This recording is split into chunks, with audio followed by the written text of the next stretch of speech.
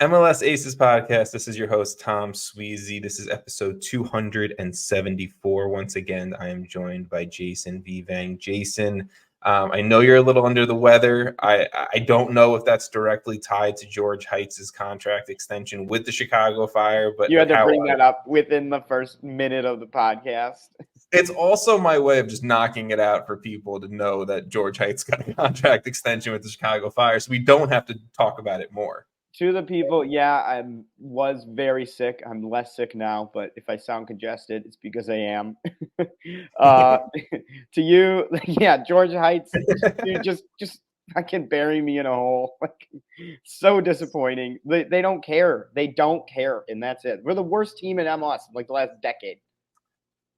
Okay, I thought you were saying to say like currently. I don't know if currently the Chicago Fire are the worst team in Major League Soccer, but I wish we were, man. Maybe they would actually make some decisions.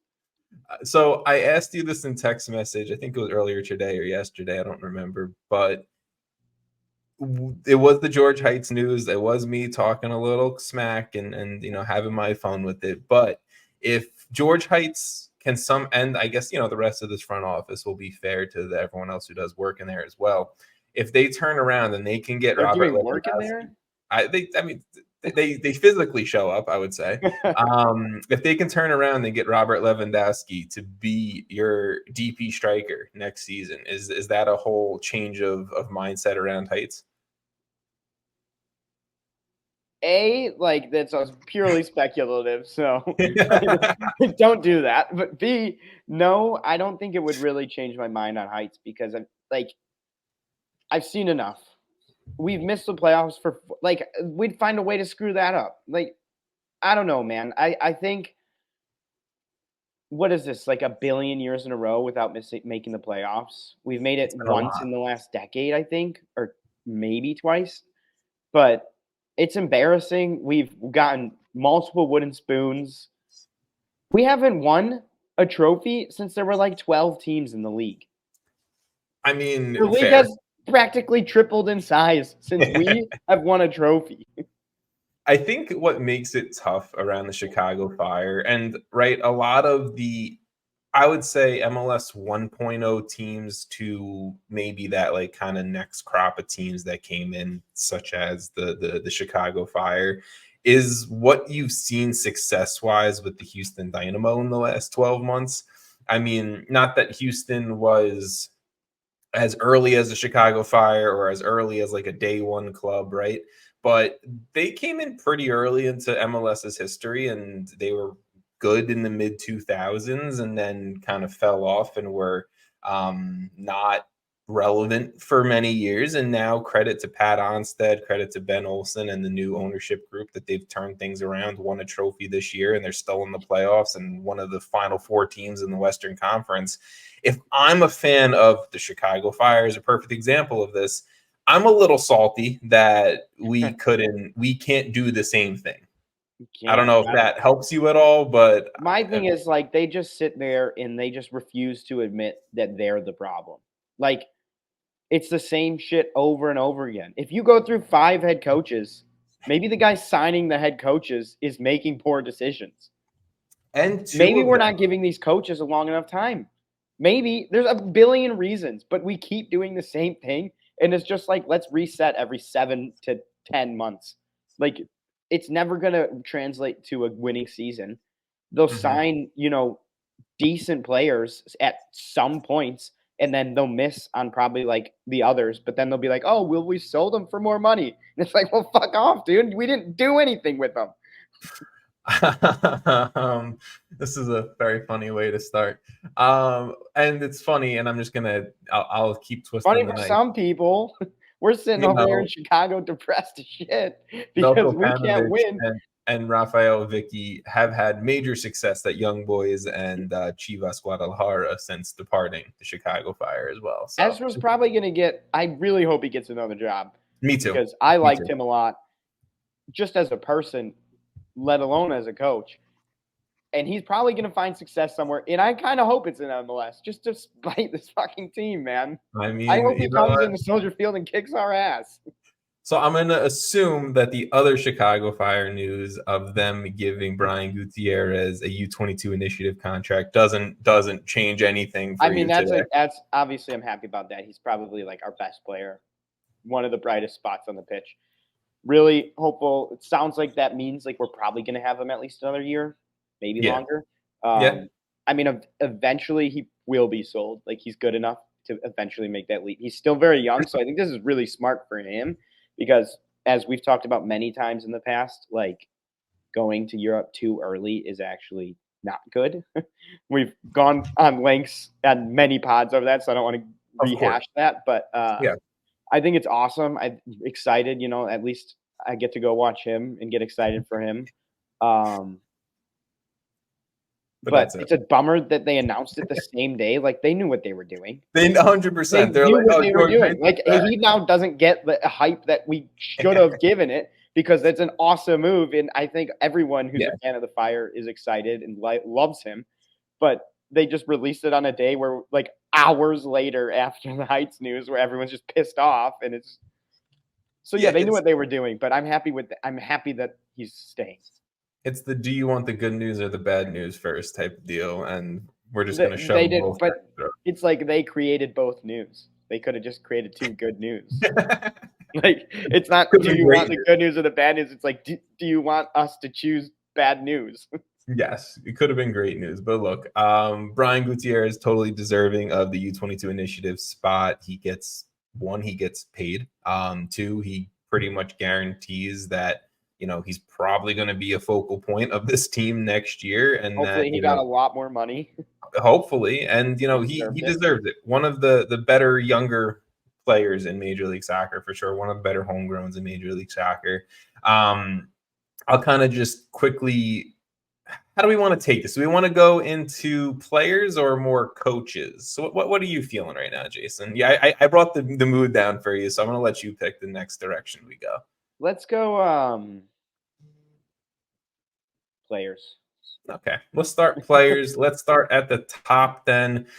This is news from last week, and apologies that last week we did not record. I'm going to say that's on me. I'm going to say it's also on New Jersey Transit for really just messing up my day. It's fine. It happens. A week here and there happens. But let's start with some news from last week. Chicharito to officially depart the LA Galaxy after 4 seasons at the club.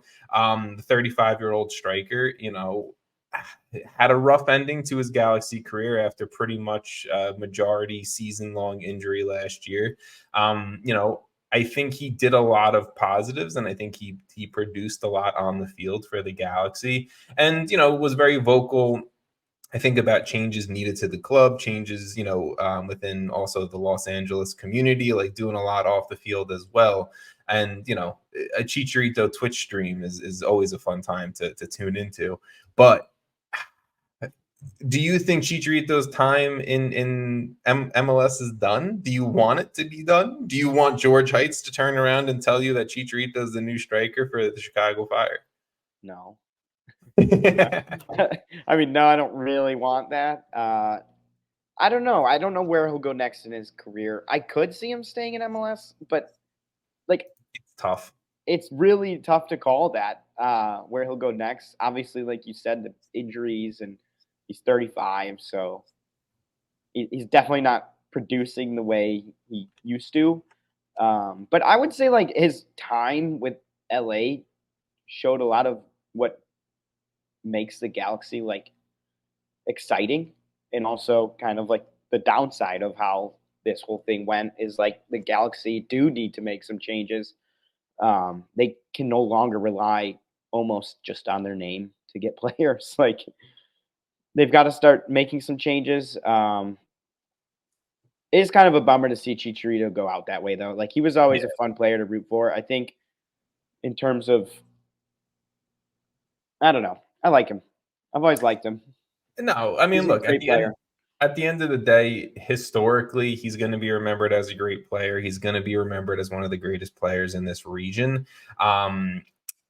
It just does, like you said, it kind of sucks to see him exit the LA Galaxy in this way because I mean, how long were we like wanting Chicharito to come to MLS, to come to MLS, to come to MLS? He finally does it.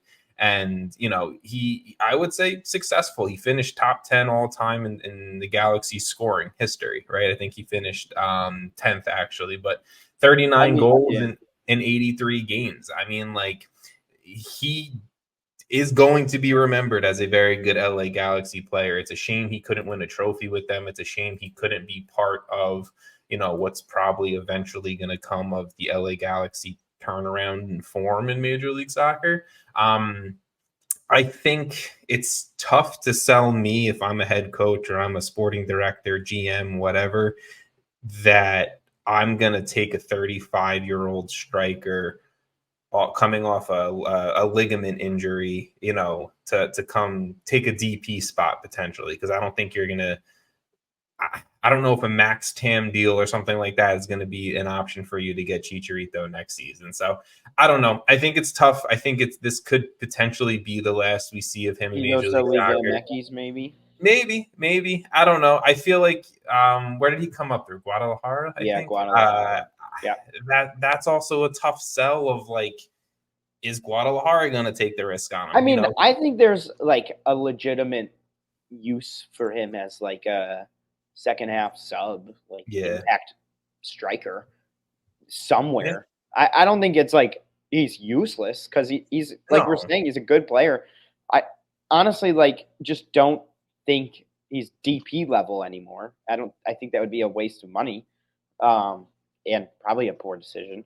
But well, I don't know how reliable he can be for a full season of MLS, let alone any season. But look, a team could take the risk and could take the option and be like, we're going to give him a contract, and if he can do what he did 2 years ago in Major League Soccer, then great. He gives us a better chance of winning a trophy in 2024. But there's also, it's a risk, it's 50-50 of, is this gonna start to be the continued decline of his career, especially at his age and everything like that.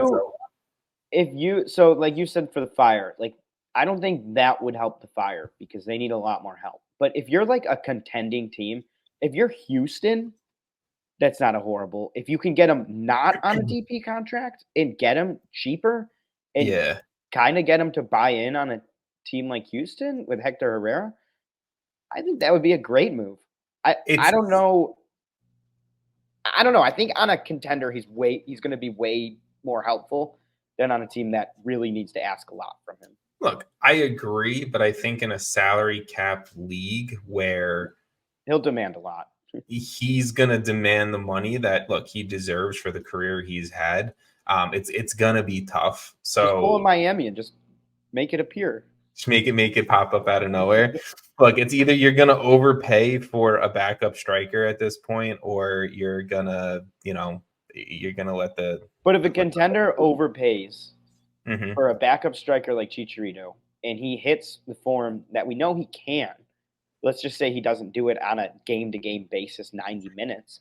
Sure. But it leads you to MLS Cup, and you get him maybe a little more expensive, but for a couple years, maybe a year, maybe two, I'd say that's worth it. That's a lot of ifs, but we know he can hit. We know what form he can hit, though. And it's not like he's 40, right? He's 35. He still can hit that form. And if he can, fully get back from these injuries and get back to that and get on a team where they don't need him to carry, they can use him in different scenarios. I think that's really the best spot for him. And I don't think it's really a mistake to overpay for someone like that in that specific scenario. Look, I don't fully disagree. I just think it all comes down to the right contract and maybe Chicharito having the shift in mindset of like, okay, if I want to win one more trophy by the end of my career, I'm going to have to take less money to go play striker. I was about to say at LAFC, but with the Seattle Sounders, with whoever you want to name as contenders next season, right? So I think it's going to have to take a little bit of bending from him as well. And I could also 100% respect if he doesn't want to bend. I also understand that at this point he's like, okay, I've won trophies. Let me just get as much money as I possibly can, and see you later to professional soccer. So we'll see. I think if he wants to retire, yeah, I can totally see that happening. Exactly, just being like, I'm done. I'm done. But I feel like the conversation's no fun if we're just like, yeah, he's gonna retire.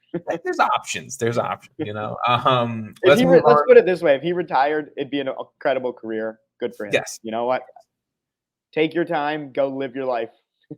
Exactly, and he'll go down as one of the best players of this region in CONCACAF and Mexico and all of that.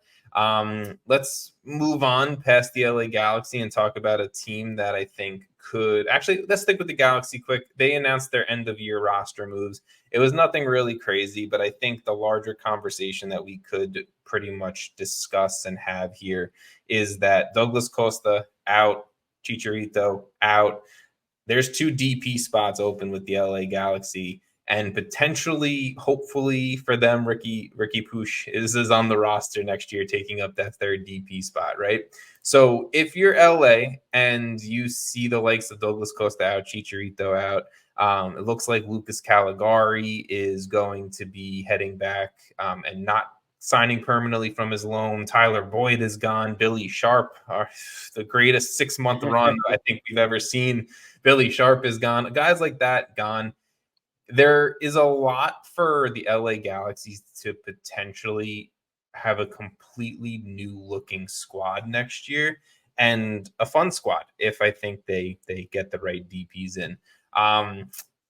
Anything you want to say about the Galaxy and their end of year stuff?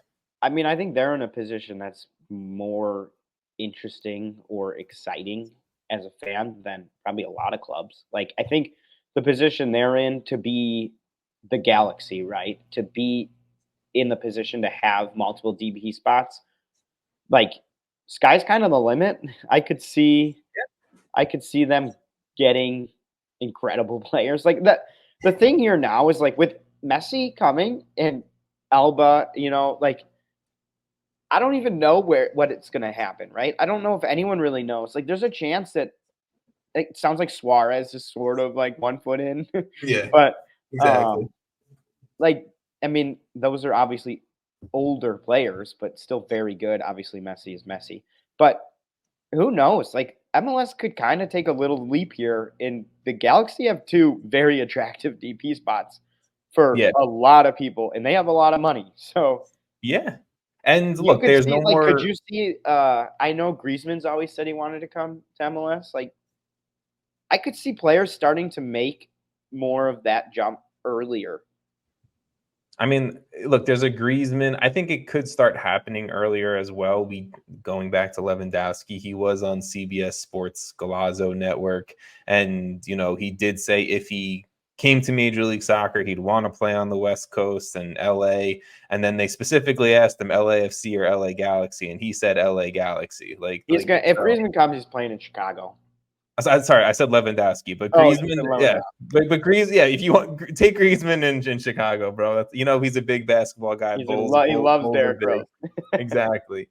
But look, the Galaxy, now that they also have no more transfer restrictions due to the punishment that they served this last window, Greg Vanney still is Greg Vanney. I'm not going to take that away from him. I think, though, he's really entering in a prove it year. And if the Galaxy don't go out and hit home runs on these 2 DPs or 1 DP and U22 spots or however they're going to magically work their roster the same way as everyone else, I think Greg Vanney could be seeing the door sooner rather than later for sure. Especially with the new GM, new front office that is probably way better than the last regime. I'll say that. Let's stick with clubs announcing their year-end roster moves. The Whitecaps and Toronto FC also did that as well since last time we recorded. Let's start with Manny Sartini and the Whitecaps. Not too much really to I think hit on here. Richie Lorea is technically out of contract and going back. I don't know if he's actually physically going back, but going back to Nottingham Forest. We'll see. there's interest in him staying with Vancouver. We'll see if he gets, the deal done and he stays there. There's some reports out there that it would have to be a designated player deal to get him there. I love Richie Larea. I just don't know if he's a designated player level at his position right now in Major League Soccer. But some of the also notable names: Thomas Hasal, Junior Hoylett, Sebastian Berhalter, Russell Tybert, other guys like that out with the Whitecaps as of right now. Any Caps takes? Not really. To be completely honest, that is totally fine. I do like the Vancouver Whitecaps. I will say that, but I like them. They're good. I think they'll be very good next year. But we'll see what they do in the offseason. And then, like I said, also Toronto FC, they've made their end of year decisions. A lot of players out. Only 2 players they decided to exercise their contracts on. I'm gonna just sit here and safely assume we don't have much to say. I don't have much to say. Let's see what the offseason holds for TFC. I just have one thing. Yeah. Because one of my favorite players, CJ Sapong, is out. Please come to Chicago so I can bring him back. Again. Bring him back, please. One of my favorite eras was CJ Sapong in Chicago. I love you. That'll be the only way Jason's happy is if, screw Lewandowski, screw Griezmann. I know you're a friend of the pod. I know you're listening. Please come to Chicago. Make us whole again. He would actually not be a bad get for the Fire.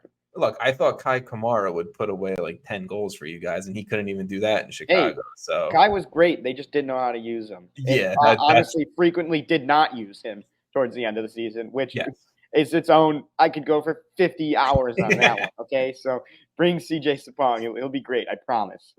Let's talk about the last 2 player, related topics, and it does have to do with players missing games. So last episode, we did kind of talk about the alleged, Kai Wagner use of racial slur during their first game against the New England Revolution. Last week, Major League Soccer suspended Kai Wagner for his, no longer alleged at this point. I think he's openly admitted to doing it as well. Yeah, it was on his Instagram. Yeah, I mean, his apology was maybe the worst thing I've ever read in my life. It was so bad. It was like, I'm sorry you found out. That's basically what he said. But you say what you got to say. I'll say what I. No, that's fine. I was just going to say Major League Soccer suspended him for 3 MLS matches that started the last game that Philadelphia played against the New England Revolution. So he's already served one of those. He will miss the semifinal or the conference semifinal, the quarterfinal, whatever you want to consider it, against FC Cincinnati. And if Philly does end up winning that game, he will miss the conference final, the overall playoff semifinal against whatever Eastern Conference such team. A mouthful. Because whatever, it's Major League Soccer annoys me with how they word it, but he's going to miss this game against Cincy. If Philly wins, he'll miss the next game as well. And if Philly makes an MLS Cup, I guess he's going to be available to play, but we'll see. That was my thing. Just suspend him for the rest. This is where it's like you can't. This is where it's like this is why it keeps happening. Say no, you can't play at all. I get I guess they said he cooperated, so maybe it was less. He did what Dante Van Zier reportedly didn't do, because that's why they said the difference between what Van Zier got suspension-wise and Kai Wagner got suspension-wise was differently. Wagner was very open and admitted and, was open to everything, where Van Zier reportedly wasn't. My point is, just make it 4 games. Agreed. We don't need him back. We don't, especially in a game like that, we don't need that as a storyline. It would be ugly, right? He comes back for a potential MLS Cup game and then he no longer ever plays a game in MLS again because he's potentially leaving anyway. So it's look, I know a lot of Philadelphia Union fans. I see it on social media as well. They are not happy with the way this has happened and gone down because there was a lot of love for Kai Wagner, and with stuff like this, I liked him, man. Yeah, who didn't at the point before? I picked him for Defender of the Year probably like 6 years in a row, honestly. It's sad because he was a Philly sports quote unquote growing his legend at a certain point, I think, and I think it's just kind of gone down the toilet, and it's through a shitty, crappy decision that he made. I think also the apology made it a little worse because like he could have made such a better apology and it actually sounded like he was sad, but it was more like if you're not using those type of words unless you use them regularly, right? Like it's not like it's like the one time he said it. There's no way. Yeah, I don't would want to think speculate, that, but yes. My point is that he should have been suspended for 4 games. Just sit him for the rest, whatever, and have it be an ugly end to his MLS his time in Major League Soccer for what it seems. Yeah. Let's try not to speculate with the next topic as well, but let's move over to Cincinnati, their Philadelphia Union's opponent in this conference semifinal. But Cincinnati's had a little bit of a blow to their back line, and for those who don't know, FC Cincinnati play with a back 3, so center backs are very important. Well, they're going to be out 2 center backs, one for the rest of the playoffs and one TBD. But FC Cincinnati's Nick Hagglund will be out for the rest of the season due to injury. And then on top of that, Matt Miazga is going to be missing the conference semifinal game against the Philadelphia Union due to yellow card accumulation, suspension, normal stuff there. There is an alleged incident that apparently Matt Miazga is tied to that. Is it still alleged? I feel like it's. I don't think it's. I'm going to wait. We probably should have confirmed if it was alleged. I'm going to use the word alleged and reported until we get official things because I don't need that in my life. But it's reported that apparently Matt Miazga or a FC Cincinnati player that looks very closely to Matt Miazga was in the refs room after their playoff win against the New York Red Bulls and had to be removed, escorted out by it's been mixed reports if it was a FC Cincinnati staffer or if it was Red Bull arena security, but he had to be removed after pretty much trying to yell and get at the refs. I don't know what his alleged plan was or anything like that. So the way you're describing it is great. Matt Miazga is out in the conference semifinal against Philly. TBD, I guess, on an investigation going down by Major League Soccer to see if he could miss more time, potentially the rest of the playoffs. Do you have anything you want to say about Hagglund, Miazga? I mean, it's brutal for Cincy. Like you said, two of their 3 center backs basically are just out, one with injury, and then Matt Miazga's out on yellow card accumulation, regardless of whatever happens with that incident, whether it happened or not, whatever response will happen. I'd say they're out 2 center backs. I'd say allegedly, if that did happen, just a horrible idea. Not smart. Knowing your other center back is already hurt and you won the game. Like, what are you thinking, dude? Well, look, I know I said this to you before the recording, but for anyone who's shocked at Matt Miazga's antics as a professional soccer player, you have not paid attention to Matt Miazga's last 10 plus years of being a professional soccer player. He is the antics person, whether that comes at a cost to him or his team. That is what Matt Miazga does. I don't agree with it, but I'm just stating the facts of what he does. There's difference to antics on the field. Just shit talking and whatever, his stuff. Attacking refs. That's totally different, man. That's totally different. After a game you won, like chill out, bro. Yeah. Look, go home and get ready for the next game because it's the playoffs. And now it's a 1-game playoff.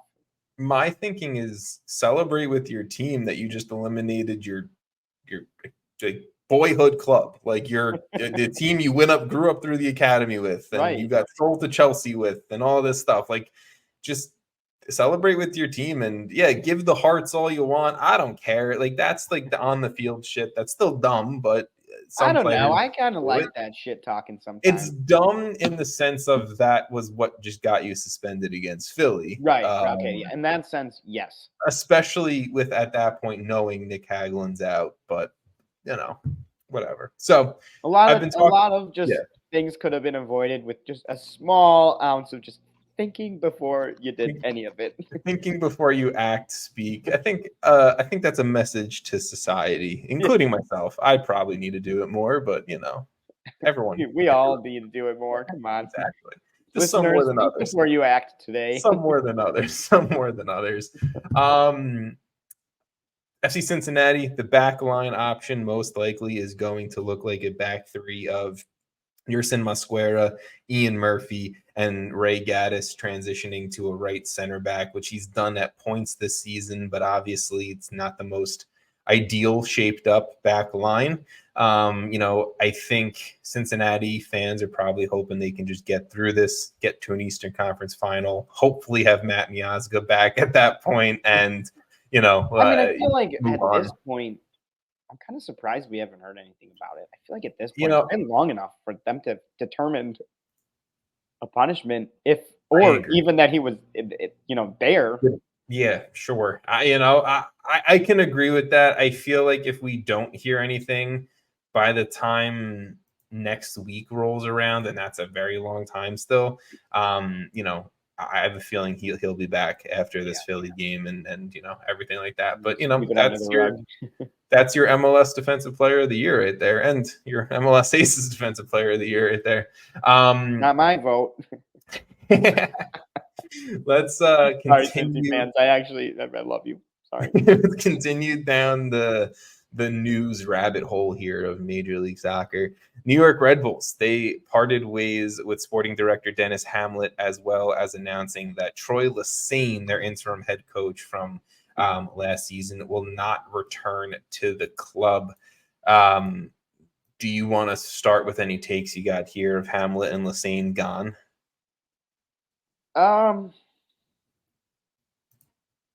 guess my only thing would be like it kind of makes sense. Like the Rebels of all clubs is kind of like I don't know if they're a pretty consistent club, I guess, when it comes down to winning and competing. And I would say they still competed this year, but in a way that like was really disappointing for probably a lot of Red Bull fans and people who are around that organization and expect a certain level, and they didn't meet that. And I think this is like a good example of a club who kind of knows what they want, knows the expectation, and is willing to say like, no, this wasn't good enough, and actually kind of draw that line. Whereas like a lot of clubs, my own club, won't really do that, where they'll be like, well, it was good enough. Like, I don't think there's good enough when it comes into the Rebel room, right? I don't think they're going, nah, it was good enough. Yeah. Because to me, this announcement is more of like no, we weren't good enough. We need to make changes, and we will be better. And I think for fans of Rebel, they're probably pretty happy with that. Apparently, from the shitstorm that I got on social media after I put out some tweets about Lesesne and Hamlett, I mean, I understand that from the Red Bull point of view, like fans weren't crazy about Dennis Hamlett, starting with the sporting director, because one, he's been at the club longer than he was just the sporting director. Like he played various roles before getting the promotion into a sporting director and everything like that. But like got the role of sporting director in 2017. He won a supporter shield. He did sell on some academy products. He did find talents like a Christian Lattanzio that was then moved to Ligue 1 this past season, right? Like, I think he did a lot and a lot of positive that he should get credit for. Apparently, he's also very hands-on with the youth and youth development. Tyler Adams, Caden Clark, two notable names that got moved to Europe, right? I understand through the Red Bull system, but still, you do what you have cards dealt to you. That's not the right saying, but you get it. Great. That was great. Right? Thank you. Like, I would be interested to see what Dennis Hamlett could do, not within the larger organization like Red Bull or City Football Group or something like that, right? I do think, do I call him the best sporting director in the league? No, but do I think he has potential to be a Hey, very I would good love to one? see what he Yes. could do with FC Lugano. Hey, One of their bring. I look, I just want to give him his credit. I think he deserves it. I think he deserves another opportunity somewhere in Major League Soccer or Europe or whatever. I'm a fan of Denis Hamlett. And then Troy Lesesne, I don't know. This one came out of nowhere for me. I really thought he did enough to earn his job at as manager, especially with how the Red Bulls kind of do things. Like, I don't All know. I in-house, feel like pretty much. I just feel like when someone's a Red Bull guy, Lesesne was They keep it. hired. They keep it in their family a little bit. Exactly. It's a little, it's a little creepy at points, but they do it and they keep it in house. And Lesesne was brought on as an assistant manager, I think, last year. So it's like, I don't know. I thought he did I always enough. find it weird when they do like the interim thing and then they just do this kind of thing where they're just like, "All right, leave now. Like you're fired." Right? Like, Especially for a wouldn't you young just go back to being an assistant? Wouldn't that be logical? Like, if you're like, "Okay, no, we actually want a different head coach," it's like go back. Like, it's really unless weird to me. It's like if he didn't get the interim job, would he have been better off? Would he still be there? unless Lesesne was He like, wanted to. Yeah, maybe he doesn't want to go look, he back. was a head coach at the USL level, then moved up to MLS, became an assistant, got an interim He job. probably wants to go for a coaching job somewhere else in MLS. I could see. I think he proved enough to be a coach. Like if I was the head of sport or soccer or whatever at Red Bull New York, I would have hired Troy Yeah, Lesesne, but to be if honest. you're also the head of sport Red Bull, are you not going? We could probably get a better coach over True. the off Or season, or someone we with have a bigger already name, or in the someone. Red Bull Yeah, family, like a maybe Struber. they already had someone like they were like, this Yeah. guy is for their job. Yeah. That's where it gets a little a little creepy, but I guess whatever. we'll see like where they go with this hiring, and then it'll probably be Exactly. more telling what Exactly, their right? decision making was. But I know Gio Savarese is out there, and he did play for, at one point the New York, New Jersey Metro Stars. So maybe it's a little bit of a homecoming. And he was also manager of the New York Cosmos. Maybe bring him back to New York. I personally would hate it because I'm a big Gio guy, but I think it would be a good hire for the Red Bulls. But we'll see. I guess you have anything else you want to say about Lesesne or Hamlett? nope. All right, let's keep it down the managerial path. Let's start with Phil Neville.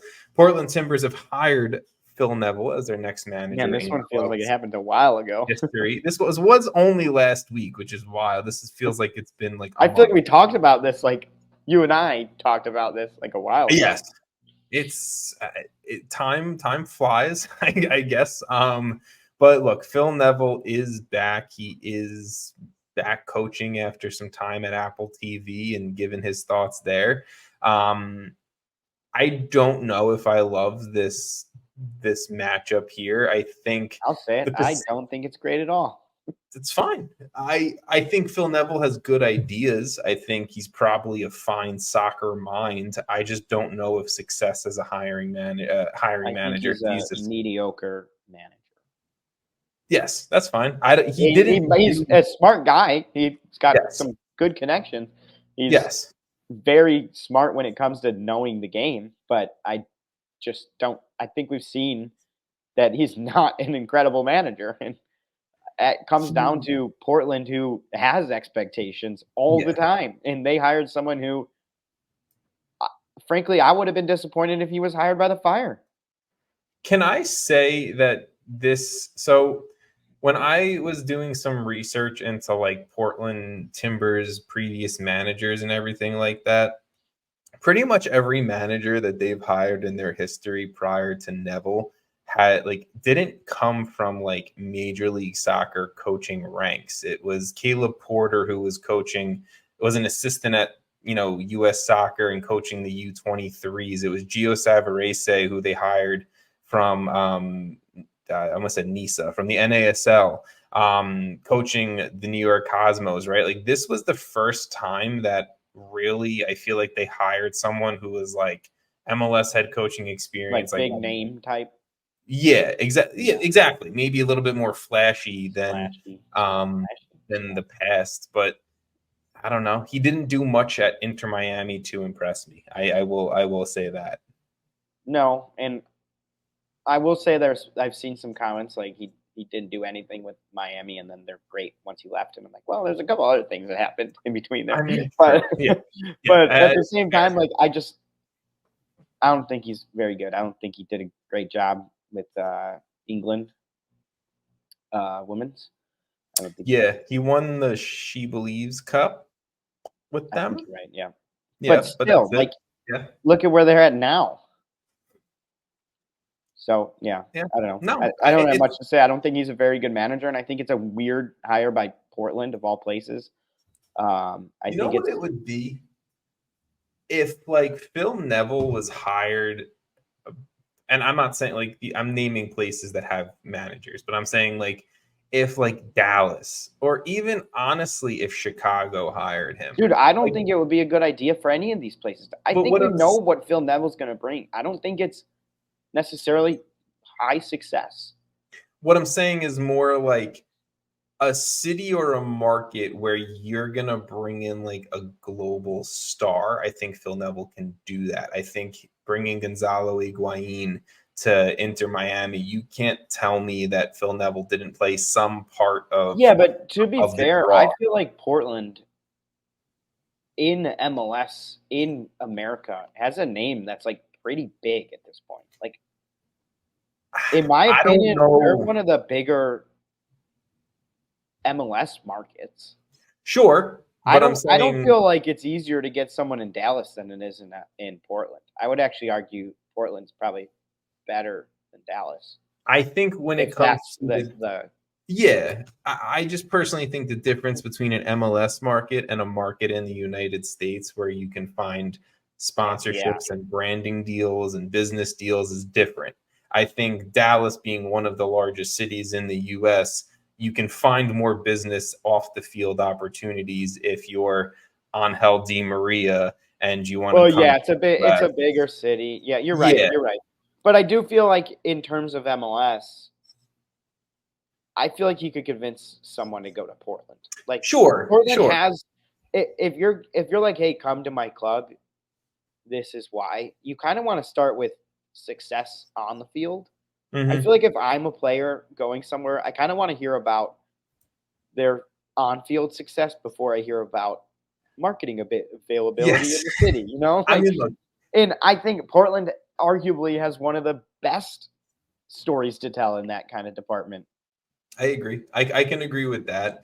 I think that's going to hit a certain type of player profile where they care like if it's Angel Di Maria, he's probably like, where can I get a bunch of money? Exactly. That's what I'm saying. Outside of the field, but if it's Gareth Bale, yeah, he wants the money, he wants the business. He probably. But at the same time, like, is that what Portland wants? Like, I feel like Portland isn't the club to go be like, no, and that's Gareth Bale. But that's what I'm saying is I don't know if it's a more committed. It's a more committed market to the on-field product. Yes, 100%. I agree, but I don't think Phil Neville brings that. So that's why I'm not a fan of. I feel like we're agreeing here. Yeah, so we're going around the same argument and agreeing. Phil Neville, I think, could bring you an Higuain, and I think that's more of a better fit in a Chicago, a Dallas, a New York, a Miami, and LA. Whereas Portland, not that kind of market. True. A vendor is your Portland star. doesn't need a massive name. To bring their fans, right? Or Larry, Evander, Jeremy. And you're right. Like, I don't know how Phil Neville is deeply scouting, right? Like, for hidden talents versus it's more just like I know my buddy. He told me this guy's really good, or that guy's got a huge. Like, I don't know. Maybe I'm wrong, but I just. No. But at the same time, like, I think when it all gets down to it, I don't think he's a good enough coach, regardless of recruiting anyone. I don't think he's a good enough coach to lead a team very far. Maybe I'll be wrong. Maybe Portland will be different because, like I said, Portland does kind of demand a little bit more and Yes. has a little bit of a higher expectation. There's a couple clubs like that in MLS, but honestly, more and more as it goes, and the ones who aren't are starting to like back to the MLS 1.0 type teams that are sort of falling behind. A little Sadly, bit. A little bit. sadly, but you know what? I get better. Hey, look, you have to keep up with where the league is, and the league's like unfortunately for some clubs is going into MLS 10.0. You know, I think we're at the point where like I know this is gonna be like a lot of people hate this or love this, yeah. but pro rel in MLS. I'm just saying it wouldn't be a bad thing. It would demand so much more out of Yeah. some of these clubs.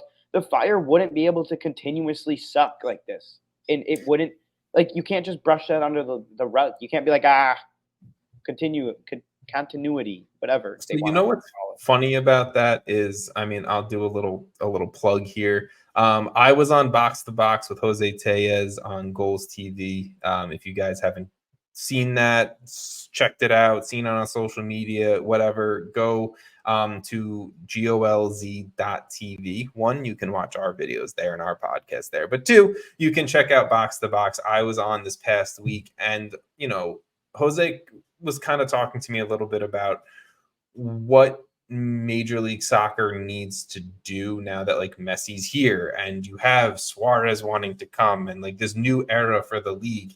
And like talking about rule changes, right? A lot of people I've seen comment on the video on social media that Jose posted was talking about Pro Rel. So it's fair enough. It's a real conversation. I just don't think it's a realistic conversation. Well, it's not because of money and buying into MLS. Yeah. TV rights, and it's hard. But when you think about it, like they're going to keep adding teams. I'm assuming. Like, have they announced another expansion? I don't think so. But no, San Diego is, and I mean San Diego's 30. I don't know if. But like, could you realistically do a 20 and 10? I'm loving that we're going into this. I've had the thought that 30, like we're having we have to talk about all of these teams all the time, and it gets tougher and tougher when they keep adding more teams. It's actually really difficult to do like our previews and whatnot because 100%. Of how many teams there are and how many players. Pull back the curtain to the listeners and the viewers right now. It is impossible, and we will not talk about every single team, even in a month span. In depth, like to try and go in depth on these teams, it's impossible. I forget people on every team every single day, and it's hard. But at the same time, I think they're at the point where like it at least should be considered. I don't know how you would pull it off where you could still manage to be successful, but I feel like they're at the point where they probably could. Like if you haven't, I guess like for me it's different because obviously I care, but like I'm still gonna watch the Fire if they're in like the League 2 or whatever. Yes, that's where I think it's difficult, right? Because we've talked about it, expansion fees and owners, they've paid to be in the top division of American soccer and all that stuff, right? So that's why I think it's slightly unrealistic to think about Pro Rel. I think if it does come, it's gonna be in the way distant future. I think what Major League Soccer is going to start selling, quote unquote, selling to people who want to own clubs within the MLS system is MLS Next Pro. I think that's where they're going to start. Okay, rapid expansion into being an owner within Major League Soccer, because technically you are an owner within Major League Soccer within MLS Next Pro, and we'll talk about some of the expansion we've seen. I don't know how far, like, I think building up the base of MLS Next Pro as the American third division to then eventually drop a American second division. That is going to, obviously, I'm aware of USL, I'm aware of all this stuff, but I'm saying strictly from an MLS point of view, like I think it's eventually building up the third division with independent clubs mixed in with two teams. You have Major League Soccer, which is operating at the highest level and has Messi and is doing all this stuff. And then eventually there's going to be just that middle ground. I think you got to get rid of the two teams if you ever actually pull this off. I don't mind two teams in general. That there's a in a world where Seattle 2 could be higher than Seattle? No. You would have to be like what Spain does, where like Barcelona B or 2 or whatever the hell they are. Like they technically can't ever get higher Oh, than you're the right. third Yeah. division of Spanish soccer or whatever. I forgot about So that. it's going to have to be something like that, right? Like where if you're a 2 team, you can only ever play in MLS Next Pro.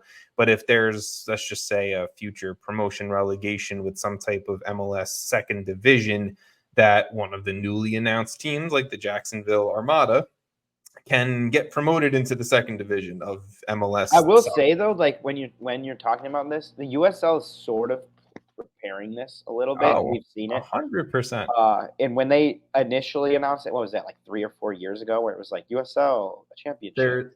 Yeah, Like championship. everyone was like, "Oh, we see what you're doing." Yeah. And I think it maybe did kind of shock MLS into making bigger changes. So I know you said like this is probably very, very far in the future, but it might not be. Like, and I mean like not be like as in like it could happen in a decade. Yeah. Okay. That's what I'm That's saying. like very, very far though. Like it's not going to Sure. be. I guess I don't know, 5 years. No, Like, we're getting semantics about distance into the future, or time distance into the future. That's fine. Whatever. I think 10 years in my brain, I can't even comprehend where MLS is going to be, because there's going to be a World Cup on home soil at that point. Let's see what the fuck that brings. There's a whole aspect there. USL, I love USL. This, between what they've done with the Championship, League One, there's ongoing conversations of if they're going to be implementing promotion relegation like within the next 2 years. That could be cool. That could be a game changer. USL is amazing as like a secondary domestic league. Like as a second, it's fun. The teams are actually pretty good at the top. Yeah. Like they're producing talent. Right. Like Louisville sold what's his name to Europe. I can't think of it. I don't know if you can. Jonathan Gomez. There you go. Give me a second. Diego Luna.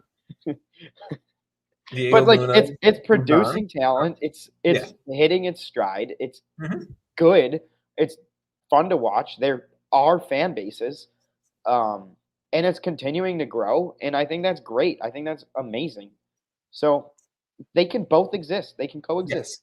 Yes. And that's what I'm saying is I do think, and first of all, shout out Phoenix Rising FC on winning the USL Championship this past weekend.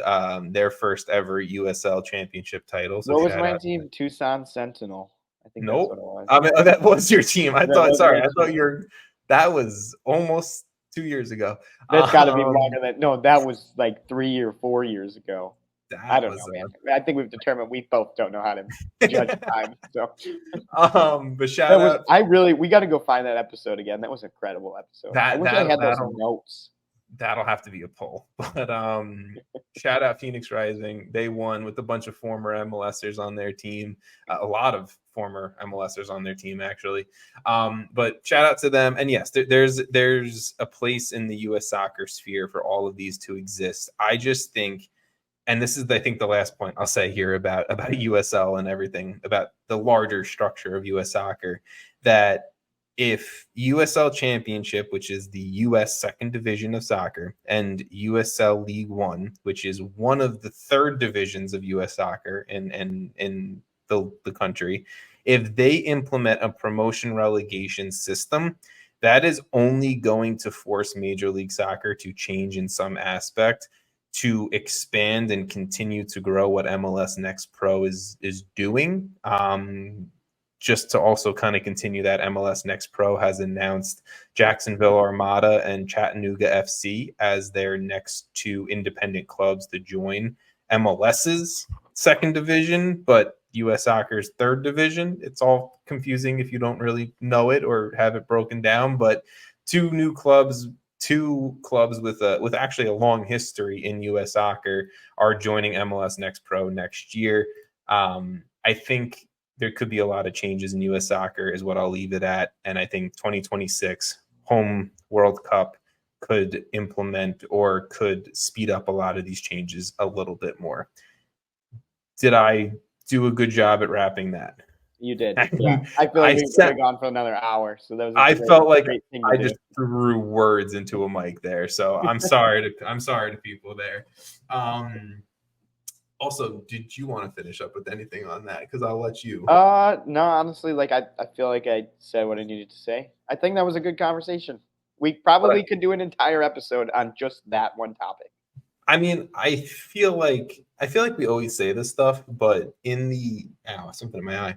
In the off season, I feel like we really should kind of maybe step away from like the monotony of the week to week of Major League Soccer and like almost talk larger picture about things, like if that makes sense. Debate topics almost.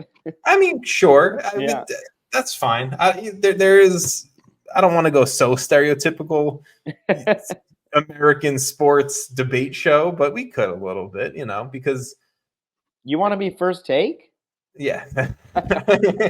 Are you Stephen A or Shannon? I'll be Stephen A. I want to be Stephen A. There you go. There's a debate. Boom. Done. Charlotte FC. They parted ways with their manager Christian Lattanzio. I've talked a lot, so I'm gonna let you take Lattanzio. You go for it, sir. I don't even want to. No, I mean, I don't have that much to say. Okay, they weren't get good. They had a down season. They're early. They have expectations because they're a newer team, and I would say they've had, outside of Cincinnati's start, they've had one of the not so great starts compared to other new MLS teams. But they're pulling in a lot of fans, which I almost feel like increases the likelihood of a move like this because it's like, again, with the expectations, I can just keep bringing that up. Like, it matters. So, I don't know. I mean, they made some decent signings. I feel like Christian Lattanzio made some good signings that were intriguing and somewhat worked. I think the on-field product lagged a little bit behind what the expectation was. And honestly, I don't know if it was necessarily entirely his fault. So my take on Charlotte is this, and I'll stay high level with it. They do a lot right off the field as far as the new training center that they've built. I think the front office does things great. They've even sold players to Europe already and made $1 million transfer profits and everything like that. I think even academy-wise, I mean, look, they're 15-year-old wingers out there scoring the goals in the U17 World Cup. Like they clearly are doing a lot of things great, I think, until you get on the field for Charlotte FC. The first team. Yeah. Exactly. And we talked about at the beginning of the season the way they played and how sort of disjointed or disconnected it felt like the players were at times. Yeah. And I mean, at the end of the day, that comes down to the manager. It's always like the first person to blame. And I think he does deserve some of that. I do. So I guess it's not a huge surprise. It's a team, like you're saying, that has done so much right. You expect that to kind of like keep pushing upward to this level, and it hasn't. And so why hasn't it? And they kind of determined manager, which I can't really necessarily disagree with. I just think that Charlotte needs to make the right managerial hiring now. They can't fuck it up again because then they're going to go into a 2, 3, 4 year cycle of not being good. Well, this is about to be their third manager in 3 seasons of existing as a club. Miguel Angel Ramirez was a clear failure and played the organization. Now Christian Lattanzio, I feel like they just jumped right into it of a guy who had a little bit of momentum instead of maybe seeing what was out there. If they don't get this third manager hiring right, then you're not bringing any stability to the club. Phil Neville was on the table.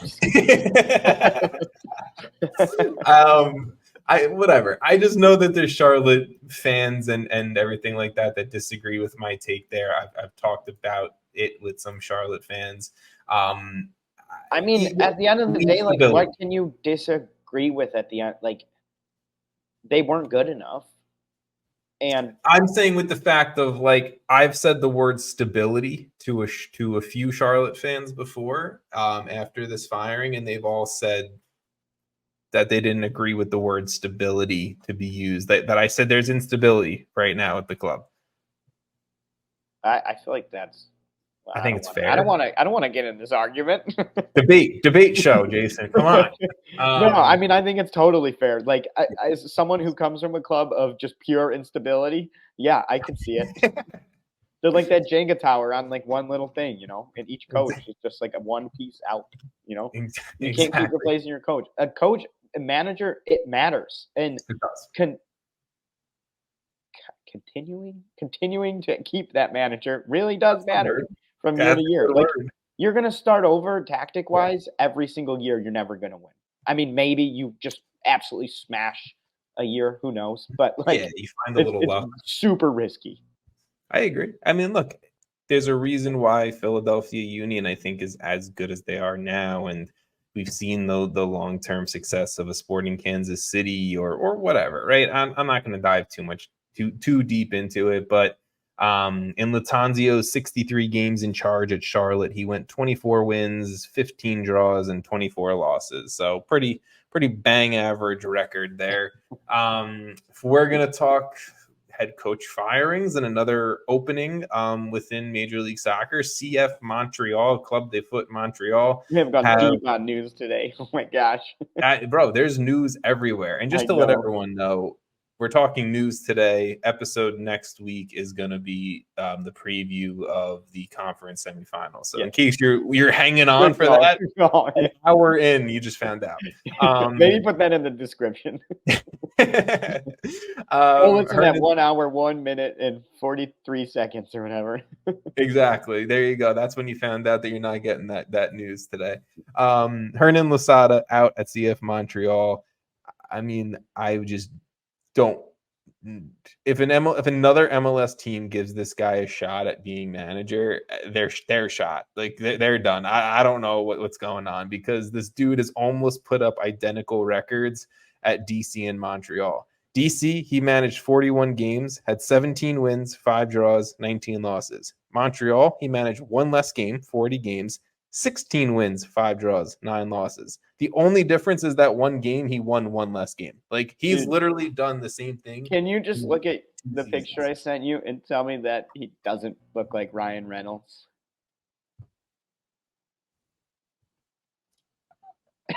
I don't see it. I'm gonna be honest with you. What? I don't see it. Now I gotta go find a picture of Ryan Reynolds. That's he's a good-looking dude. I'll say that. That DC bomber jacket he had, I remember that. That was sick. But I don't know if he's looking like Ryan Reynolds. Dude, they look so similar.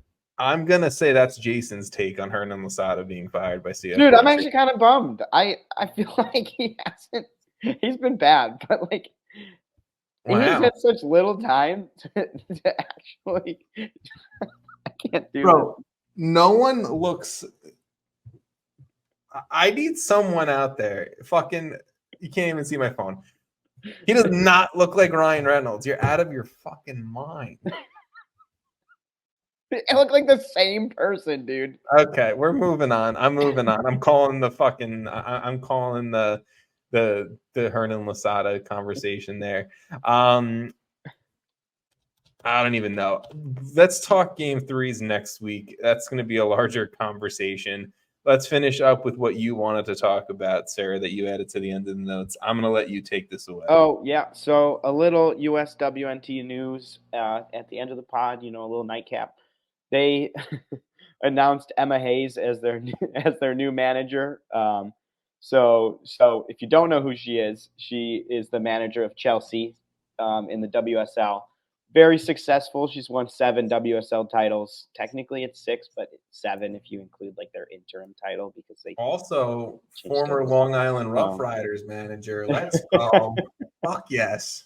A proven winner. She has 5 FA Cups, 2 Leagues Cups, and she was runners-up in the 2020-2021 Women's Champions League.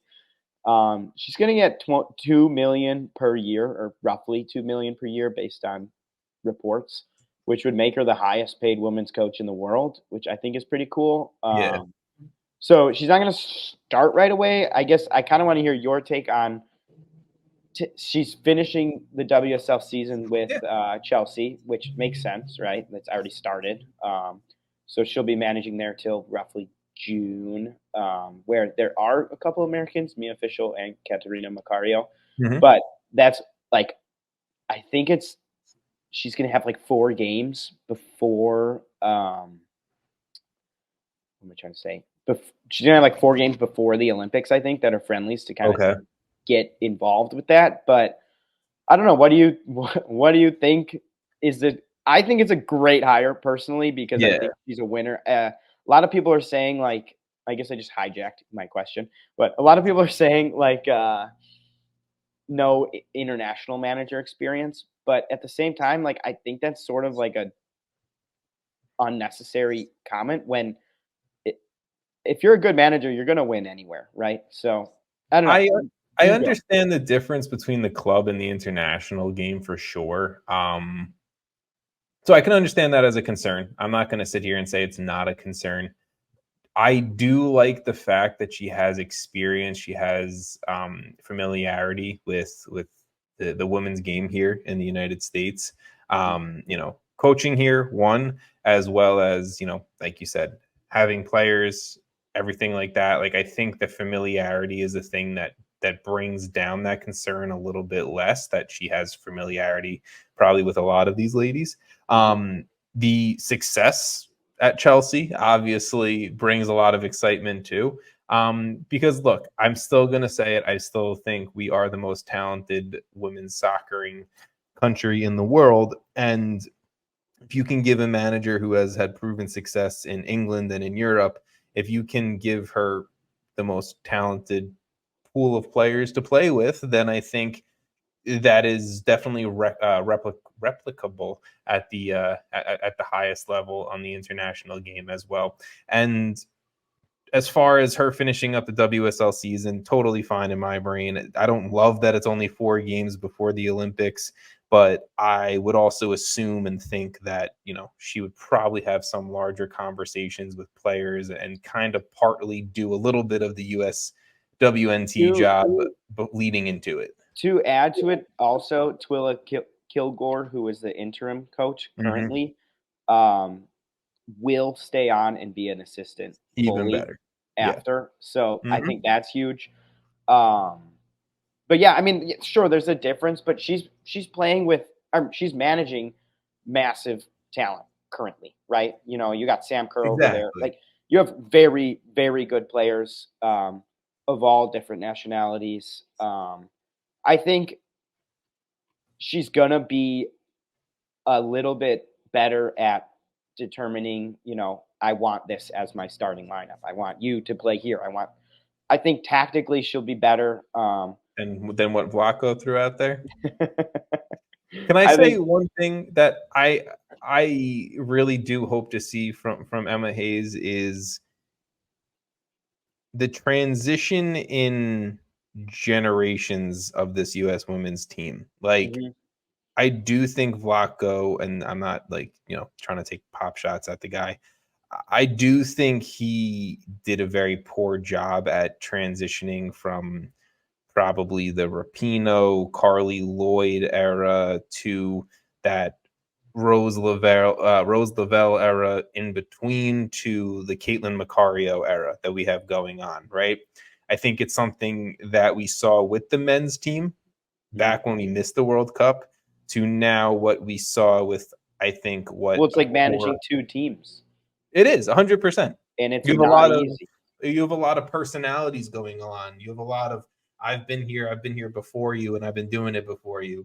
And I And think some of that was just like I don't know if I would put it all on Flacco. I feel like some no, of the players had something no, to do that with that as well. And sure, I don't want yes, to throw anyone under the bus or anything, but it's not like I was in the locker room. I don't know. yes, But exactly. it feels like it wasn't completely Vladko, but at the same time, I don't think Vladko had a powerful enough voice to be like, no, this is the way. And I do feel like Emma Hayes is going to be able to come in because of her success and because of the players she's managed Hmm. over the course of her career at Chelsea.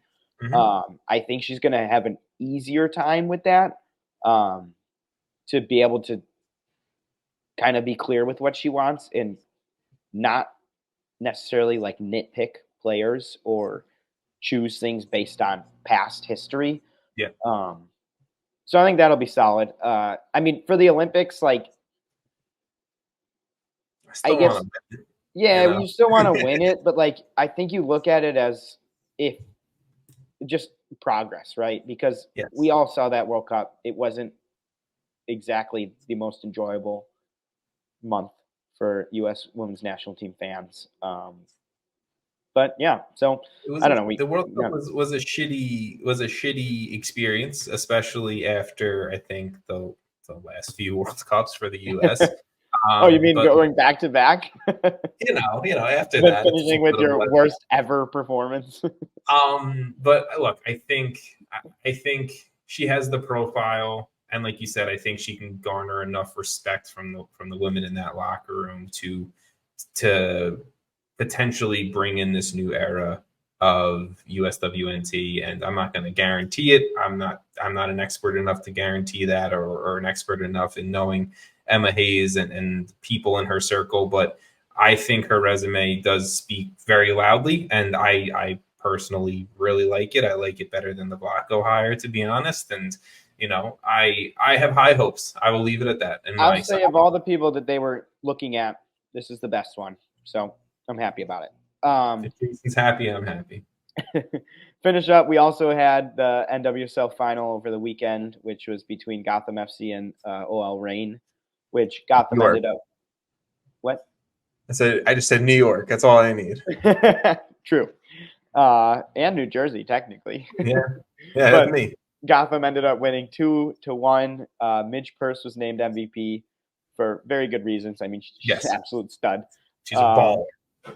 There was some chaos towards the end, which was pretty fun, with a red card to Gotham's goalkeeper, Mandy Hout, for a handball outside the box. And there was a free kick by, I think it was Roosevelt who ended up taking it, that was like literally on the 18-yard box. So that was a little scary for Gotham fans. But it was fun. I mean, Rose Lavelle for the Reign looked incredible, like unstoppable.